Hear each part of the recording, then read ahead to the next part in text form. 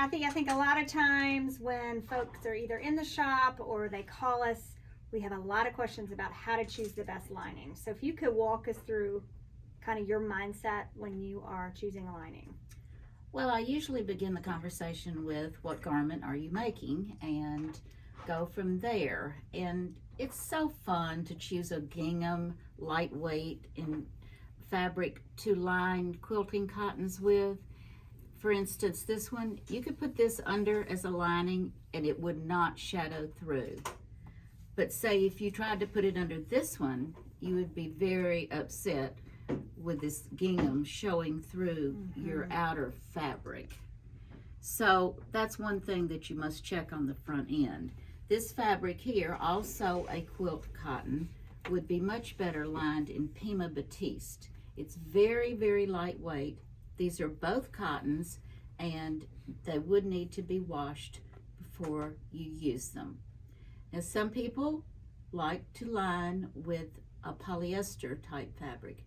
So we suggest Imperial Batiste, and if you are lining a cotton garment with that, then you would certainly need to wash your cotton because it will shrink, but your poly will not shrink. And you prefer the Imperial Batiste over the Imperial Broadcloth? For sure. Yes, it's a softer, not as stiff.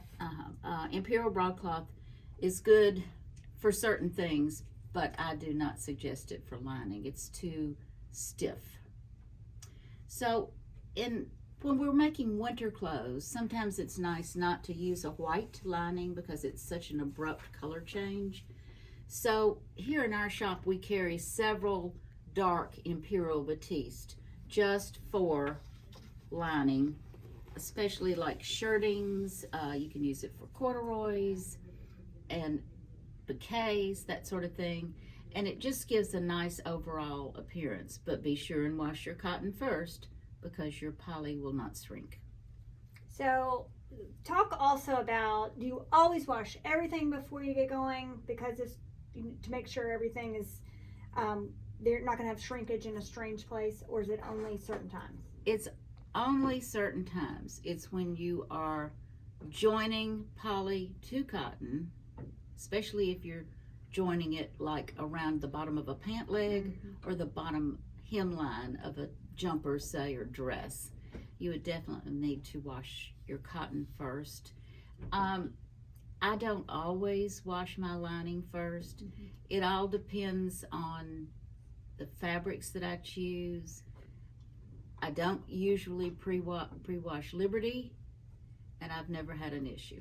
Yeah, but the main thought with lining too is you want it to be a lighter weight. So if I'm working with corduroy, Yes. I would want it to be lighter weight. The arm needs to move through easily. Yes. So yes, you don't want it to be like when you're lining a jacket or something like that.